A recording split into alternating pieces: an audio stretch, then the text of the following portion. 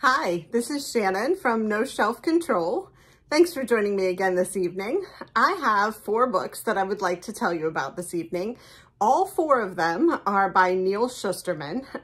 I had been pronouncing it Shusterman, but I got the opportunity to see him speak on Thursday night this week, and I now know that it's Neal Shusterman. I also really enjoyed the author talk that he gave, bought a couple of his books, and then want to talk about a couple more that he spoke about when he talked in front of the audience. So let's get started. The first one, if you remember correctly, I did a video just recently about Scythe by Neal Shusterman. That is the book about the utopian society where they end up having overpopulation problems because no one dies. And they anoint a special population of folks that they call the Scythes, who are honored to be allowed to cull and glean the population to keep everything sustainable and in balance going forward. So I really enjoyed that book and came here and talked to you about it. If you would like to see that video, check in the description and I will link to that there. But the other night when I saw Neal Shusterman speak, I acquired Thunderhead by Neal Shusterman, which is the second book in the series, and The Toll, which is the third book in the series. So I wanted to talk a little bit about those. The first one, Thunderhead, I'll hold it up for you again. Thunderhead was published in 2018. It's 504 pages, so it is a big one. Not quite as big as the third one in the series, but a big one, and I'd like to read you the synopsis.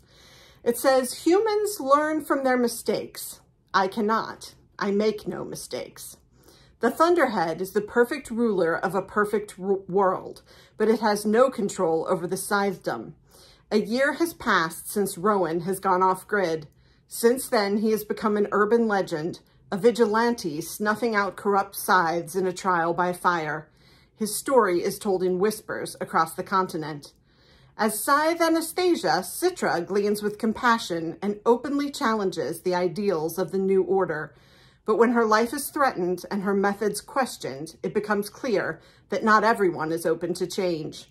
In the thrilling sequel to the Prince Honor book Scythe, old foes and new enemies converge.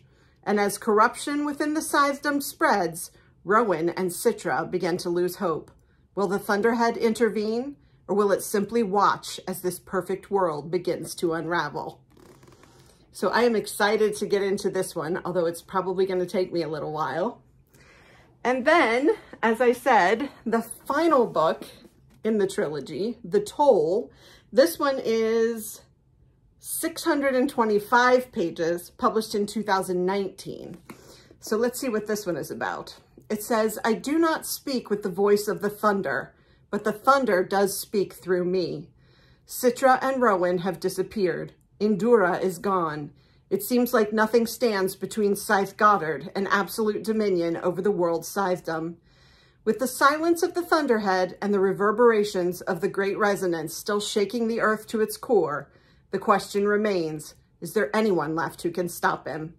The answer lies in the tone, the toll, and the thunder. So really excited about that too. Happy to get those books and have them signed by Neal Shusterman the other night. I wanted to talk a little bit about Neal Shusterman himself and the author talk that he gave. He was an incredibly nice guy. Just really approachable. He stayed for a very long time signing books and talked to everyone. Actually, the line was a little long because he did take the time to talk to everyone, but I can appreciate that. Just wanted to talk a little bit about 2 of the books that he mentioned and also what he shared. So he talked about a couple of things. If you ever get the opportunity to go and see him speak, I would highly recommend it.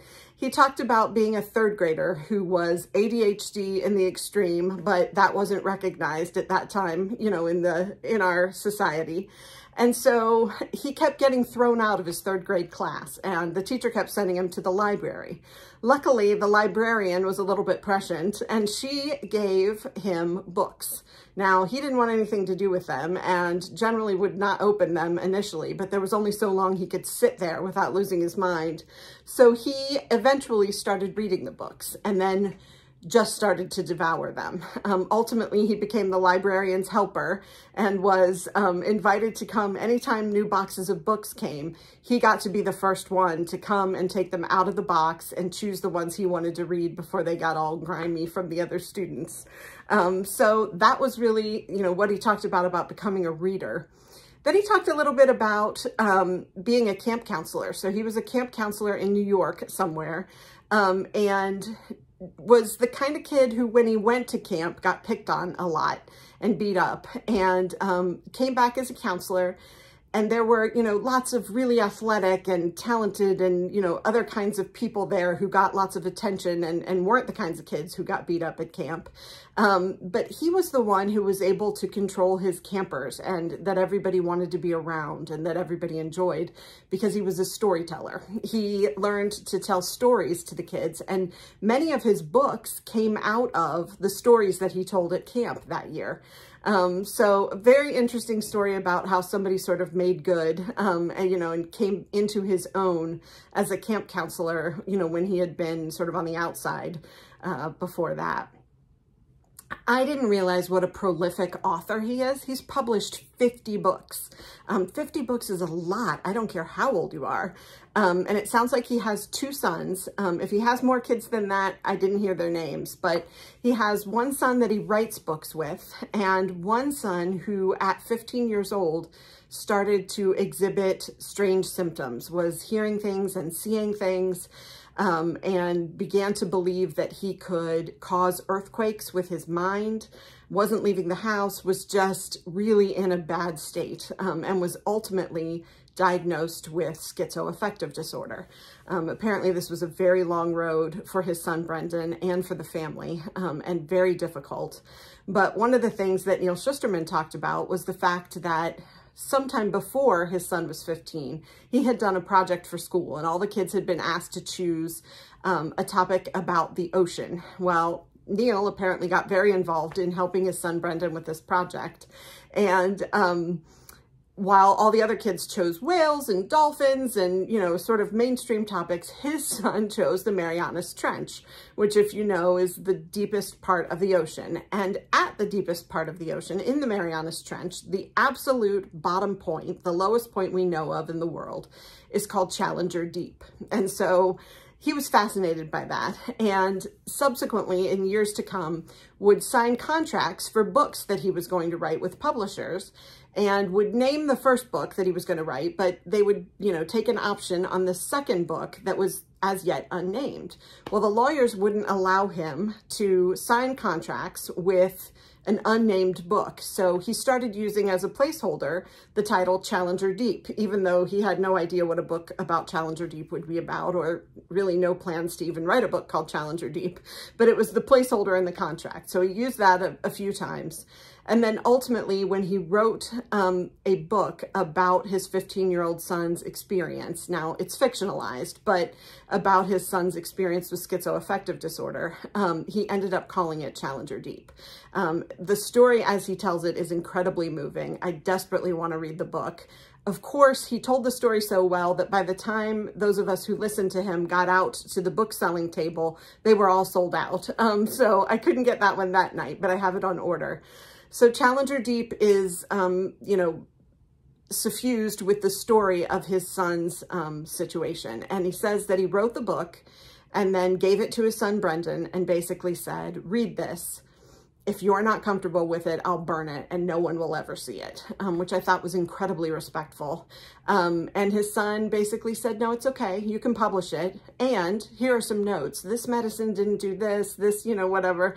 So I thought that was charming. And he actually ended up winning the National Book Award for Challenger Deep, and his son Brendan came up on stage and accepted the award with him. So wanted to talk a little bit about Challenger Deep just because the story he told about it was so incredible and something that I really wanted to read. Another book that he talked about was Dry, and that was another one that everybody was running out to the book table trying to get, that was sold out, but I'll get my hands on it sooner or later.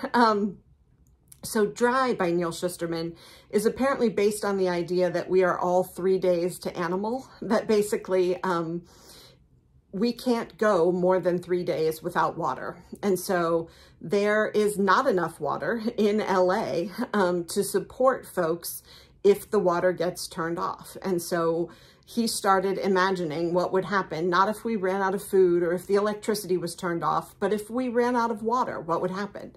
And that's basically the whole premise of the book Dry.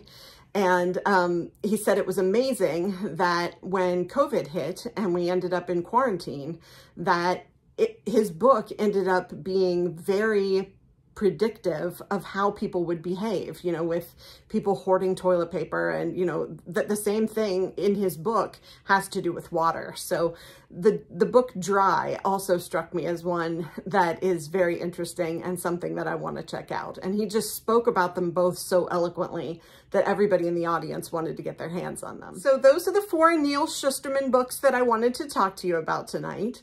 The Thunderhead, Toll, Challenger Deep, and Dry. I hope you will check out at least one of those. I will be rapidly reading them here in order to come back and give you a review and let you know what I thought of the books that I found after Scythe. So I want to just say thank you to Neal Shusterman for being such a exciting speaker the other night and for being so gracious to everyone he had the opportunity to meet. So thanks for listening to me tonight. Please mash that subscribe button.